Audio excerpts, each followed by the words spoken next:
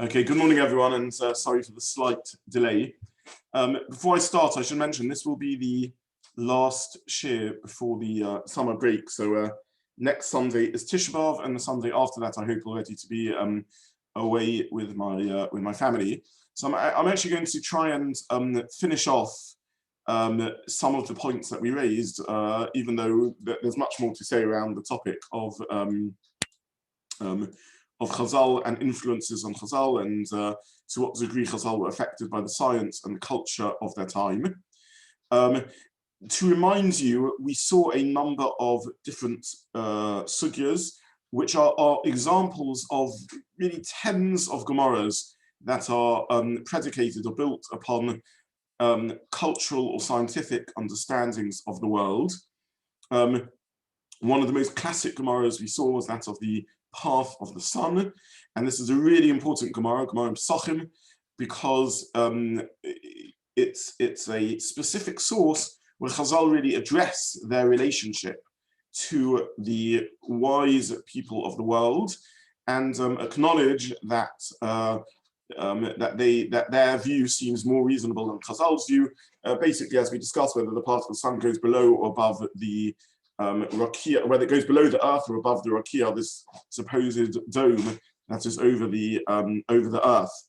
I think we then saw lots of other Gemaras. I think the first Gemara we saw was again a very famous Gemara in the context of this discussion about killing lice on Shabbos, and whether the lice are porim v'rovim, where the lice reproduce in the normal generational manner, or whether they generate themselves, self-generation from the sweat on the body. We saw a general view in Chazal of the idea that animals, they followed the thinking at the time that many animals spontaneously generate. Spontaneous generation was a well-known theory, and this was the view that they adopted. I think we saw other Gemaras about cooking fish and meat together, about bris milah on Shabbos, and about cows giving birth. And we also looked at some of the non-scientific but cultural Gemaras, including the role of women, and we saw the comments of Ramosha Feinstein on that, in the sugya of Heseba, of leaning on Shabbos. And we also reminded ourselves about a sugya that we had looked at in the previous series, where we looked at Shadim and belief in demons, which again was a very common Babylonian belief. I mentioned the find of pottery, which had the name of Shadim on, both Babylonian non-Jewish pottery and Jewish pottery where Yosef Shita was mentioned. So this again are examples of prevalent beliefs at the time, which seem to have affected how Chazal looked at the world and understood how it worked. So what do we do with all of this? So I began touching on this in previous weeks, but I don't think I presented it systematically. So what are the possible answers? So how do we resolve these clashes? So one possible answer is that the scenario or the case that Chazal was referring to is different to the case as we understand it now. Meaning it's dealing with a different situation, a different case. So for example, you could posit that even though the lice that we see now don't spontaneously generate, but they generate through normal reproduction, nonetheless, the lice that Chazal were referring to are some other type of lice which does spontaneously generate. Theoretically, this is a possible answer to the question. And one could apply this to some of the other scientific scenarios that we saw, that these are referring to different situations. This is perhaps particularly applicable where it is obvious that there's much that is unknown about what Chazal was talking about. So for example, the refuas, the medication advice given in the Gemara, which I don't think we discussed much. Now, the Gemara gives extensive medical advice, all of which, or almost all of which, I would say, is not in line with contemporary scientific thinking, and much of which sounds very, very strange. It involves almost witches' brews, you know, of a sort of eye of the newt and liver of the rabid dogs. Very, very strange medical remedies. One could explain some of this by taking on this stance that we don't know exactly what Chazal was referring to. Many of the Aramaic terms and many of the products referenced, have been lost to our tradition. We don't know exactly what plant this refers to or what quantities were meant to be given. And maybe if we knew what the quantities were, maybe if we knew what exactly what mineral or plants was being, or animal was being referred to, maybe the scientific, maybe this medicine would work. So this would be answer number one, that we're missing information about what Chazal were talking about, or perhaps they were talking about creatures that we no longer see and find. Now, this answer takes us some way, but not only so far. There are two limitations to this answer. The first limitation is that scientifically we would struggle believing that even were we to know exactly what these plants were, or these minerals were, that these medical cures could work. Similarly, we would struggle to believe that there is a type of louse out there that spontaneously generates. It's true that in science you can't really prove the non-existence of something. All you can prove is its existence. There's not really a scientific method that they could prove that there are no lice that spontaneously generate. So technically this would be a possible answer. Maybe the lice referenced by the Gemara is spontaneously generated and modern day lice don't. Nonetheless, we would struggle to understand that. Scientifically, we would be skeptical about this. What sort of mechanism could allow a creature with all its complexity to suddenly appear and self-generate out of dirt or sweat? Also, what's changed? Why is it that humans no longer produce lice which spontaneous, their sweat or their dirt no longer produces lice which spontaneously generate, and in the past it did? Thirdly, is it not a coincidence that lice chose to stop spontaneously generating just around the time of the discovery of the microscope, when we began being able to observe that actually small creatures were generating through non-visual or not easily visible eggs, for example. So technically the answer is possible, but it's not always simple to understand. And when did this change occur? I mean, the Shulchan Aruch, which was only 500 years ago, still brings the halacha that lice can be killed on Shabbos because they are not true living creatures, because they spontaneously generate.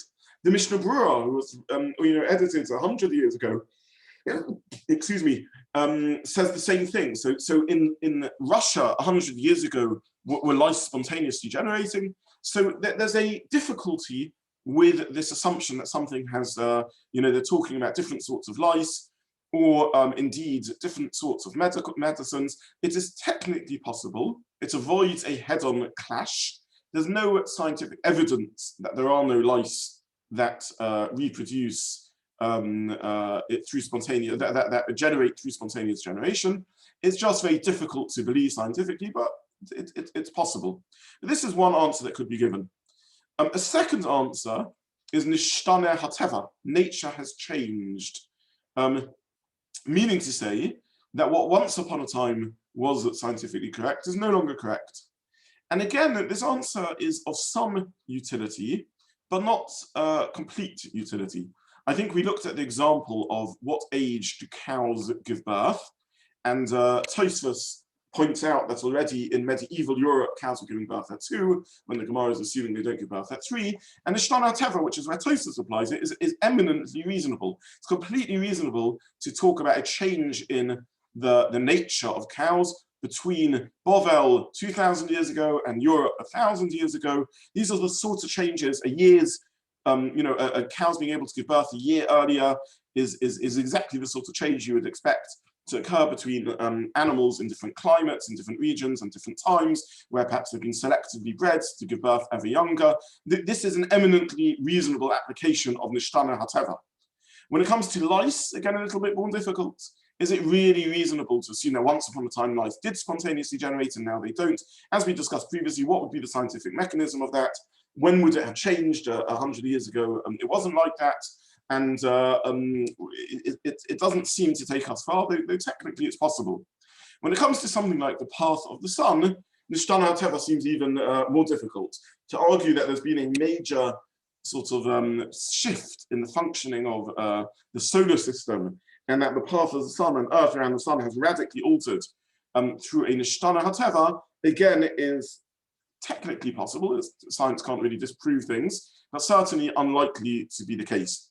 So these are two approaches which sort of aim to avoid a head-on clash, and they are useful in to some degree. They address to some degree some situations, but they don't resolve all of the situations. They don't resolve every scenario that we are trying to look at. What else can we say around this topic? How else can we resolve this this clash? So one can take an approach that Chazal were right and science is simply wrong. Meaning to say, science at the end of the day is a speculative wisdom.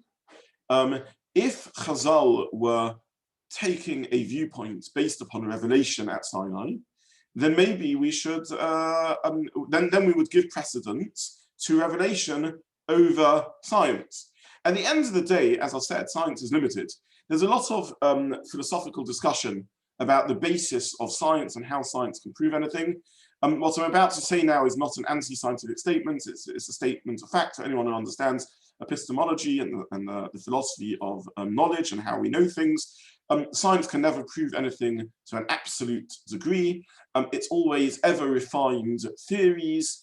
It can test the theories, and the theory gets greater and greater credibility as it is tested more and not disproven.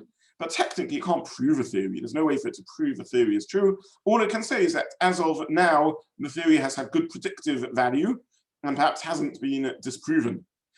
We know there have been theories, scientific theories, which have held great weight for thousands of years, certain Greek theories, or in modern day science, hundreds of years, which have proven to be incorrect. So we're all taught Newton's 3 laws in physics. Newton was a phenomenal scientist who, perhaps more than any other human being in history, taught us insight into the physical world, from the tides to gravity to the cycle of the planets and the orbits of the moon. And his view was considered literally the last word in science and was verified by measurement again and again, until measurement got more accuracy and very small discrepancies were noted and were eventually resolved by Einstein. So post-Einstein, we know that actually everything Newton said wasn't entirely true. Doesn't mean it was entirely wrong. It wasn't entirely true either. There were inaccuracies in what he said, and a great theory was toppled. And there's no doubt that that's going to continue to be the case. Einstein will also eventually be toppled. So maybe we can argue that science has got these things wrong, and Chazal got these right. Now again, this would be a tenable answer were Chazal to have a Masorah, a tradition from revelation, from Sinai, that said this. If this was indeed part of Sinaitic revelation, this was part of what was taught to Chazal by tradition from Moshe on Har Sinai, or through Nevuah, through prophecy, through some form of direct spiritual revelation, then we would have to consider seriously this sort of proposition. However, there are 2 difficulties with this proposition.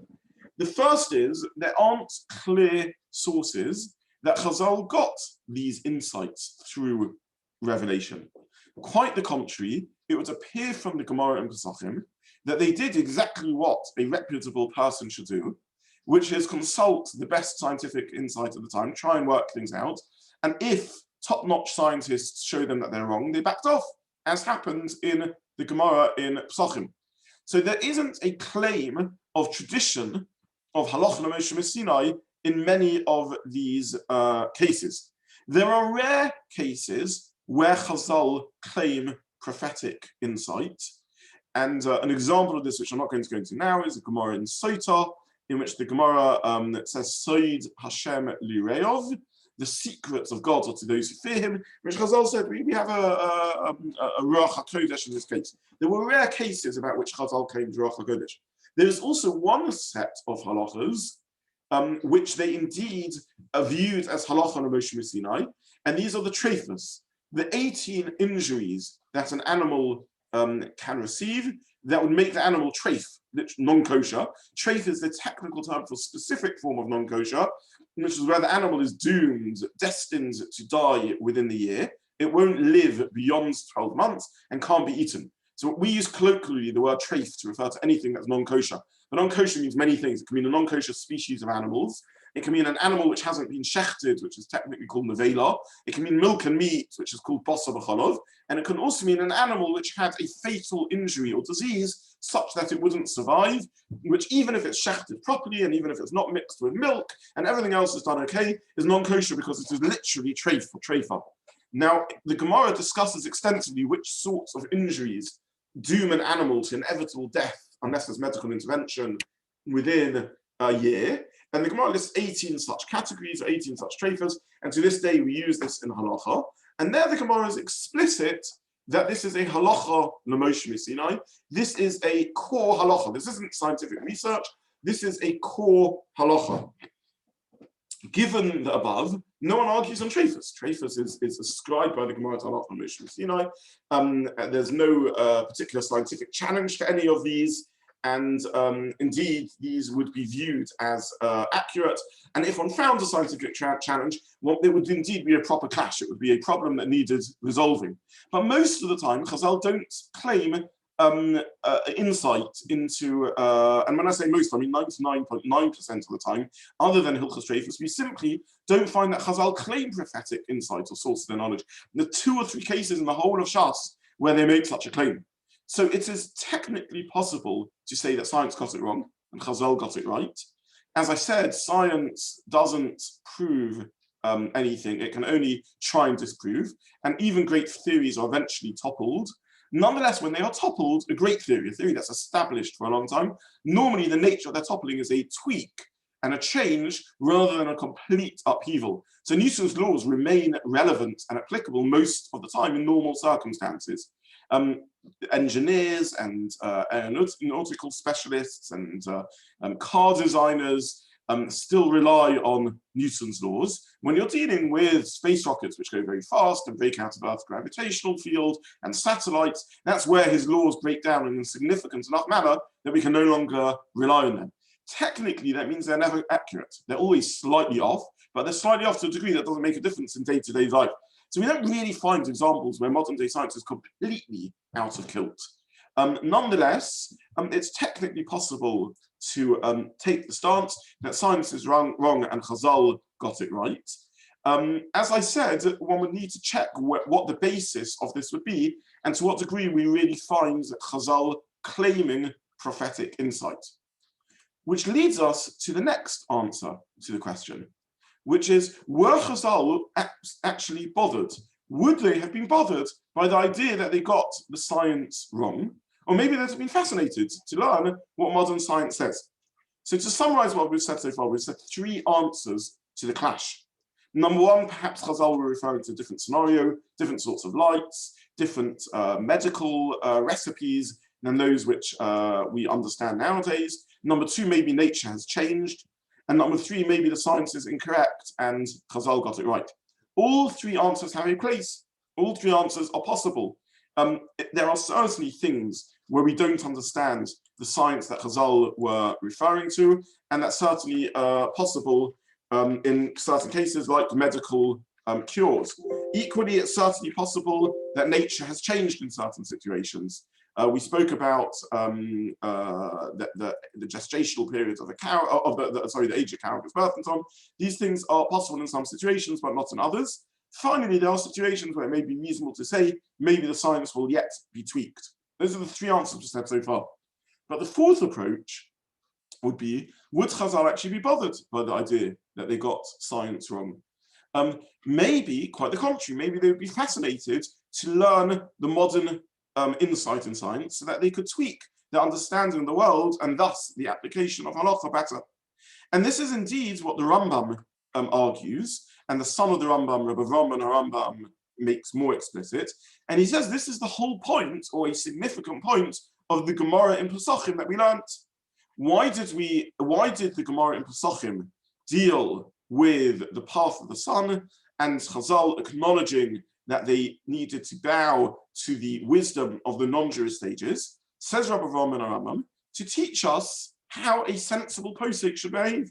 You rely on the best science available, you consult the experts at the time, and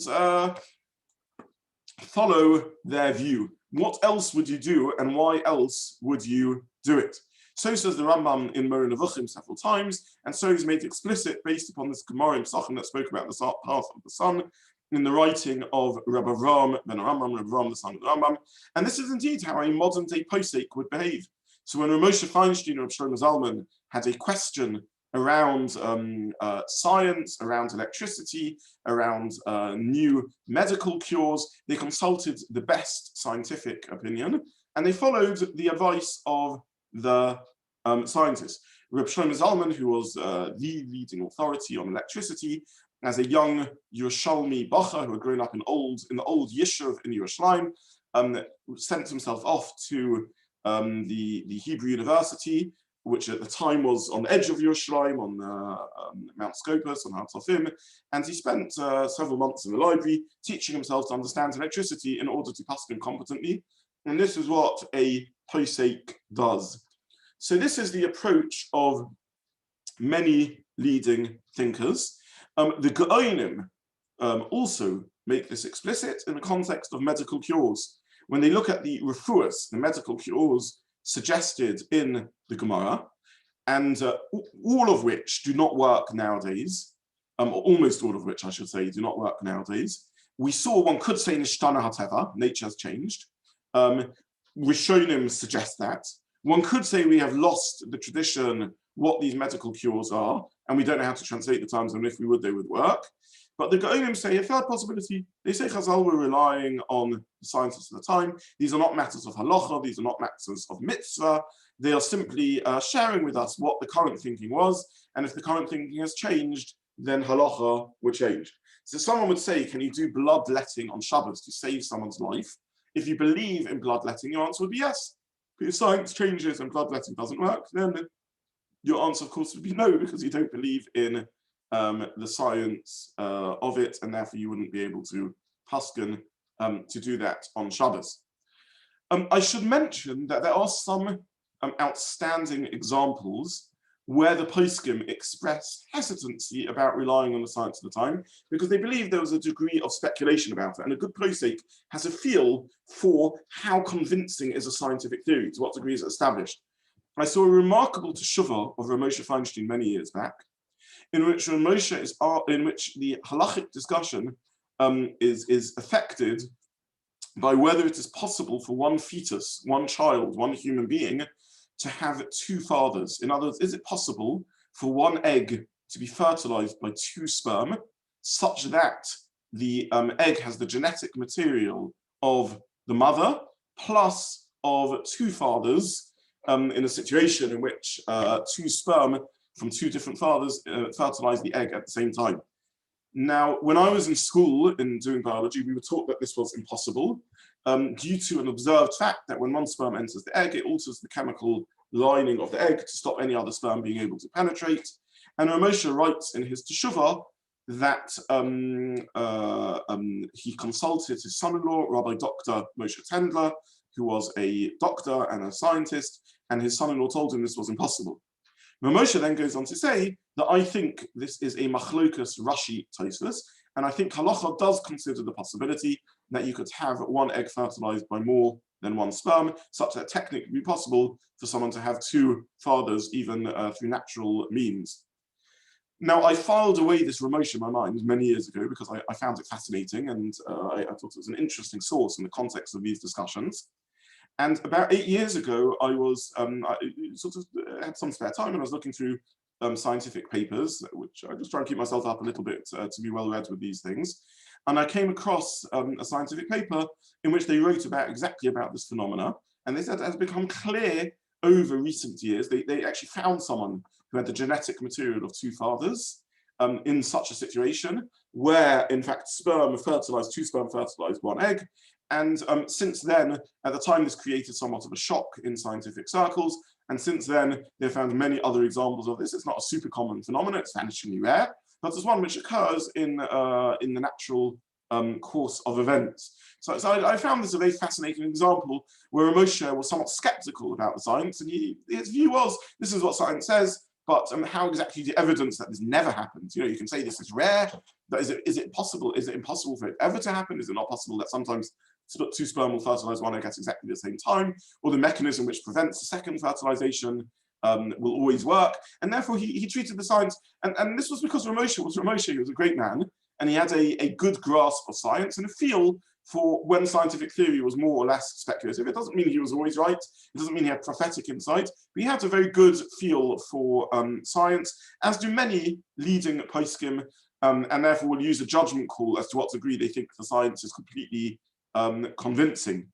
So this is a fourth approach, if you like, to adopt the stance, which is really based on the Gemara in Pesachim, but it's explicit in the writing of the Rishonim, Rabbi Zobin, the Gaonim, Shuragan, the Rambam himself, that they were relying on the science of the time, and therefore modern day science may be correct.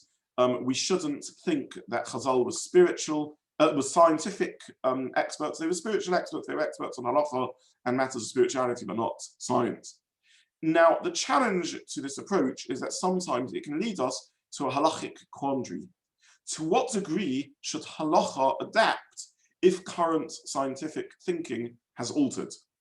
And I mentioned, I think again last time, the question of fish and meat, where scientifically nowadays none of us understand what's the danger of eating fish and meat together.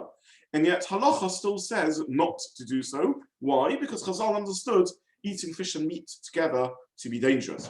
Now, how would we understand this when modern day science doesn't understand any harmful effect in so doing? Well, the first point one would make is we would need to know what's the fact. Which sort of fish, for example, were Chazal talking about? Were they dealing with a particular circumstance? Maybe in Bavel or in Eretz Yisrael in the past, maybe with a particular sort of fish present at the time. Maybe there were dangers which don't apply to our modern day culinary habits. And there is indeed such a view in the poskim. Option number two, maybe they got it wrong, as per our discussion. Option number three, maybe science has it wrong. I mean, how would science prove that eating fish and meat together doesn't have an effect on health? You'd have to do an enormous longitudinal study in which you took 1,000 people who are, comparable in every other respect in lifestyle, and one lot ate fish and meat together and the other lot didn't, and you'd have to see effects on life expectancy and general health. And to the best of my knowledge, no one has done such a study. Now, it is true that there's reason to be skeptical about a risk between eating fish and meat together. What would be the scientific mechanism? Why would there be a danger? On the other hand, as I said, one should be an informed observer of science, and there is no evidence that eating fish and meat together is dangerous, but there's equally no evidence that eating fish and meat together is safe. No research has really been conducted on this. So, why should we be skeptical of Chazal's viewpoints on the matter? Finally, the post can consider the possibility that even though eating fish and meat together may nowadays not be dangerous, nonetheless, we shouldn't do so because there's a specific piece of legislation made that defines that said don't eat fish and meat together, and therefore we continue to keep it as a halacha. I mentioned the other example of mayim megulim, uncovered water, whether there's a chashash, a fear of a snake drinking from it and inserting some of its poison into the liquid. Again, something which doesn't apply certainly in Northern Europe, and even in areas where snakes are found. It's very rare for such a thing to occur, and snakes don't inject poison into the liquid they drink. There's no mechanism we know of in which there could be a transfer of poison. Even if poison was injected, poison drunk would be digested quite well by the stomach. Poison is only dangerous when it enters the bloodstream. And there's a discussion again amongst the poskim how to keep this. Was this a specific piece of legislation by Chazal, in which case it would apply even though the science isn't applicable? Or no, Chazal was saying don't do it because of the danger. And if we believe there's no danger nowadays, then Chazal wouldn't say not to do it. So each case needs to be looked at by the poskim in context. I would say that the matter of uncovered water remains a machlokus between different poskim, whether this is something we should be concerned with nowadays. And certainly the consensus amongst non-Hasidic Ashkenazim is not to be concerned with drinking uncovered water, because we would assume that the science either was not correct or is not applicable nowadays. We wouldn't worry about it. However, there are those poskim who say, look, we don't really know what Chazal's motives were. We don't really know, maybe they didn't explain us the full reasons. Maybe there's spiritual reasons one shouldn't do so. And therefore would say, even now, don't drink uncovered water. Fish and meat, on the other hand, the general consensus of the poskim is this was a piece of rabbinic legislation, and therefore the legislation remains, even though we don't understand the science or the medicine behind it. So each case would be needed to look at on a case-by-case basis, but it is viable, and there are great figures, as I said, the Rambam, the Gaonim, who adopt the view that maybe Chazal got the science wrong, science was correct, and then we would need in each case to understand how halacha is resolved or altered by our changed scientific understanding. There are cases which are more difficult, because, for example, the lice scenario, Chazal said one could kill lice on Shabbos because they spontaneously generate, they don't reproduce in the normal manner. Now here we have a real problem. If we think that lice do reproduce in the regular manner, can one kill them on Shabbos? Or does it turn out this is Chilul Shabbos, because you are not allowed to kill an animal on Shabbos? This is one of the Lamites Malachas. Would we be allowed, therefore, to kill lice on Shabbos if we nowadays believe they reproduce naturally? So this brings us to a fifth answer to the question of what to do with Torah and science, which is the possibility that Chazal were talking conceptually rather than scientifically.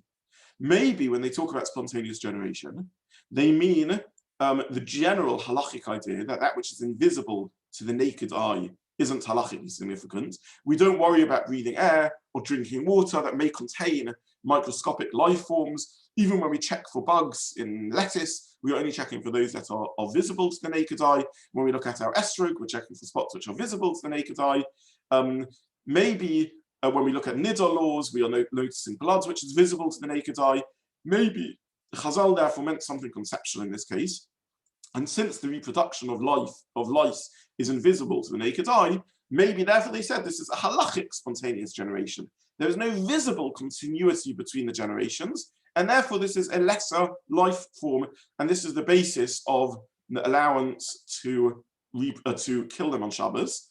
Because we were making a mistake when we heard Chazal and thought Chazal were talking scientifically. They only ever meant to talk conceptually and spiritually, and they're using science as or language of science as a way of expressing this, but we need to understand the insight or the depth behind it rather than taking it on face value. So if you think that is the case, you will say that even nowadays we can kill lice on Shabbos because they were teaching us the halachic concept. What's the halachic concept? That halachically lice spontaneously generate, because halachically the generational link between parent and child is invisible to the naked eye, and therefore halachically these are viewed as a life form which doesn't generate through normal generational reproduction. So according to this view, we made a mistake when we ever heard this as a piece of science. The alternative view would be to change and say, no, nowadays the halacha is that one shouldn't kill lice on Shabbos, because nowadays we know that they don't spontaneously generate, they reproduce in a normal generational manner. This remains a machlokas haposkim. There are serious poskim on both sides, some of whom take the stance that one can kill lice still on Shabbos, even nowadays, because we view them as halachically spontaneously generating, even though scientifically this isn't the case. And it was a mistake to ever understand Chazal as referring to scientific fact. They were referring to halachic assessment of reality. An alternative view put forward by Pachad Yitzchak, Rabbi Yitzchak Lamperati, I believe it's the stance of Rav Elyashiv and Rav Shlomo Zalman and others, is that nowadays we shouldn't kill lice on Shabbos because Chazal's view was predicated on an assumption of spontaneous generation, which perhaps was true in the past, but isn't true now, perhaps different sorts of lice. But modern day lice, we can see reproduce in a normal manner, it's even perhaps visible just about to the naked eye, and therefore one shouldn't kill lice on Shabbos. So these are differing views around the matter and how halacha would deal with this nowadays. I see there's a couple of questions on the chat. But would unexpected bones in the combination of fish and meat not be the possible danger? Perhaps. I mean, it's difficult to know what the possible danger is. Part of the problem with fish and meat is that Chazal specify what the danger is. They talk about certain sorts of illness which results from it. They don't talk about choking on the bones. In deciding whether to play safe by retaining a prohibition, should poskim take into account how easy or difficult prohibition is to observe for the people affected by it? In general, not. In general, poskim would try and look at the sources first. If they believed it remained in doubt, then one would apply rules of doubt, and difficulty would certainly be a relevant factor. But the first thing one would have to look at is the sources and see what the sources say. If the sources are clear one way or another, then that would be the more honest way of assessing it. If it's clear that Chazal made a halachic statement which they created as legislation, then that legislation would remain. I mean, by the way, if you mention that, I should say that the matter of killing lice, thankfully nowadays, is of relatively minor significance, even if one's child becomes infested with lice. We're talking about 1 or 2 lice and it's slight discomfort for the child till Motzi Shabbos when you can sort it out. In the past, killing lice, people were often tragically covered with lice, and being able to kill lice on Shabbos was an enormous, was really important. They didn't even have the means necessarily to get rid of lice, and it could be an ongoing, constant need to do so. I mentioned the poskim are a little more lenient with fish and meat mixes nowadays, given the assumption it's already brought by the classic poskim, the Shulchan Aruch, the Shach, and so on, given that they don't view it as danger, but simply as legislation. There's a halacha that chamir sakantomi isura, we are stricter with danger than with issa. Since nowadays we view fish and meat as an issa, but not a danger, that would affect, again, the application of halacha. So each case needs to be looked at on its own basis. These are important halachic matters, but are not ones that we have the time to go into in too much depth today. I want to use the last few minutes available just to talk about two other, one other approach really, but actually before that, an extension of this approach. I mentioned that maybe when we understand Chazal to be talking scientifically, we are making a mistake. Maybe Chazal never meant scientifically that lice spontaneously generate, or at least halachically, they also meant halachically it does, because their generational link between parent and child is invisible to the naked eye. And in halacha, we generally look at that which is visible to the naked eye as opposed to that which is microscopic. This idea can also be extended to say that in general, Chazal are not speaking about science, but they are using the language of metaphor. And this is well known, and I think, again, I mentioned it briefly in the previous share. In many Agoda sugyas, midrashic sugyas, Chazal use the language of metaphor to promote conceptual ideas. So when they say Vashti grew a tail, they may be saying there's something animalistic about her.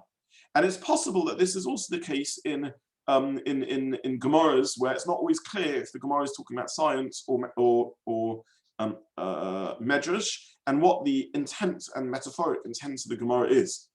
So, for example, in the path of the sun, you could see why the path of the sun could be a metaphor for all sorts of things. We humans live on Earth and we receive energy from the sun, and there could be interesting ideas. We know that the sun already is a metaphor for Tachat HaShemesh in the thoughts of Shlomo HaMelech in Koheles. This is a constant refrain. There's that which is under the sun, which is the physical world, and that which is above the sun, which is the spiritual world. We use the language of metaphor to refer to, for example, matters that are godly. We speak about God being in the heavens. He's not in the skies. He's not in the heavens, literally. We mean he's above and beyond us. He's out of human control. He's not within the sorts of earthly things that we can touch and grab hold of. So we use metaphor to express conceptual ideas. To this day, we talk about sunrise and sunset, even though it's perhaps not scientifically accurate, because this is a convenient way to refer to our experiences. So a fifth approach is a continuation of this idea. We need to understand whether Chazal were talking scientifically. Maybe they were talking halachically, as I said, invisible to the naked eye. Maybe they're talking colloquially, such as sunrise and sunset. Maybe they're talking in metaphor because the science of their time is a convenient way to express an idea, but the idea itself is not dependent on the science of the time. The idea itself is dependent on the core idea, and the language used is that which is relevant over here. So this is another approach, or a continuation of this approach, checking whether Chazal meant something colloquially or whether Chazal meant something literally in this topic. Finally, I think it's important to conclude by mentioning that Chazal were abstract thinkers of the highest order. And an abstract thinker always has something interesting to say. A conceptual thinker, people who consider and reflect deeply upon life are always worth taking exceptionally seriously and thinking about what they have to say. And I want to just first of all mention a few examples of this from the halachic system, and then use this to apply to one final Gemara, which appears to be unscientific and yet may be promoting a very serious halachic idea. So first of all, and this is really based on an essay that the Chazon Ish wrote, the Chazon Ish brings many examples of remarkable scientific insights from Chazal. Not that they knew science somehow magically, but rather that they understood the world and therefore they were able to speculate about how the world worked. What I mean by that, someone who is scientifically informed can think about how things can develop. Chazal speak constantly in halacha, for example, about operations like neurosurgery, operating on the brain, like fetal transfer from one womb to another, like caesarean sections, all of which, as far as we understand, was not scientifically possible at the time. They speak about artificial insemination, where effectively a woman is impregnated not through natural intercourse, but through the transfer of sperm through artificial means. Again, as far as we understand, not scientifically possible at the time, but Chazal were conceptual thinkers and they conceived of the possibility and therefore dealt with it halachically. No caesarean sections, no brain surgery, no fetal transfer, no artificial insemination, and yet they could conceive of this as an idea. In other words, the concept of artificial insemination, the concept of brain surgery, the concept of a C-section was something they considered because their minds that were wide-ranging. There's a Chazal that speak about a migdal hapareach ba'avir, a tower flying through the air, in the context of Tum and Tara and how it would affect the tower. Now, how else would you describe an aeroplane other than a migdal hapareach ba'avir, a tower flying through the air? Very good description of an aeroplane in a world that is 2,000 years before the development of aeroplanes. Now, again, I'm not suggesting that Chazal had Ruach HaKodesh or knew about aeroplanes. Of course they didn't know about aeroplanes. But they were able to conceive of the possibility and therefore discuss the Tum and Tara ramifications of this, something which has become relevant in more recent times, as you are aware, the halachic discussion around economy on airplanes and the like, and how Tum and Tara would affect this. So Chazal had conceptual minds able to deal brilliantly with and speculate where science would go. And therefore, in this share, nothing is intended, God forbid, in the least, to be dismissive of their knowledge and their insight. If they were bound to the scientists at the time, that is the appropriate way to behave. As Rabbi Zobin and Rambam, as the Rambam says, as we only say, this is the responsible thing to do, to investigate and rely on the science at the time. And Chazal always deserve to be taken exceptionally seriously.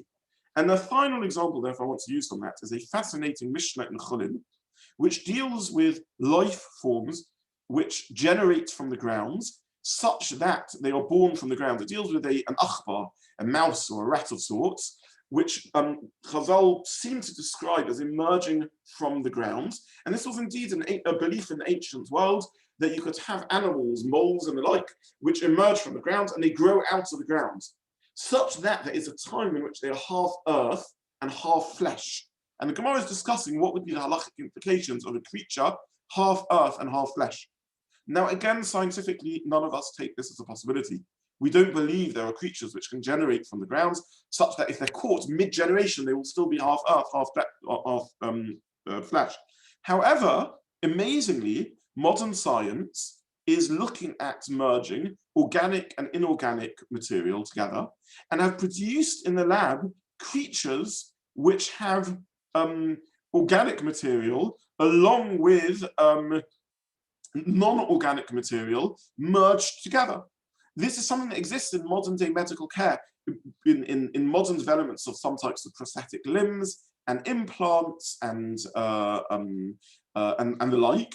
And in the lab, they're doing far more. In fact, interestingly, they're using mice for this research. And there are mice which part of their body is flesh and parts of the body are biodegradable molds which are implanted and generate certain sorts of growth. So again, Chazal, perhaps basing themselves on science that we now believe is incorrect, perhaps not, we don't know exactly what this Mishnah means, nonetheless give us primary halachic source material for dealing with modern day development. So the Mishnah of the half mouse, half earth, based apparently, it would seem, on science, which is incorrect, nonetheless providing halachic material exceptionally useful to the modern day posik. So we're going to stop there. We've run out of time, unfortunately. Again, I want to emphasize the conclusion, which is I was asked to address the issue of to what degree Chazal were affected and influenced by the beliefs of the time. We looked at many scientific examples of that, a couple of cultural examples of that, a wide range of approaches amongst Jewish thinkers and poskim. And I think, though, it is important that we come out of this not with a lessened view of Chazal, but actually with wonder at their ability to navigate and respectfully acknowledge the correctness of scientists at the time, and also as conceptual thinkers to conceive of scientific possibilities which weren't present at the time, but which help us in paskening halacha with the modern development of science. I'll stop there and I wish everyone a good day. Thank you so much, as always, for joining. And as I said, there will be a break now for a few weeks until after the summer holidays.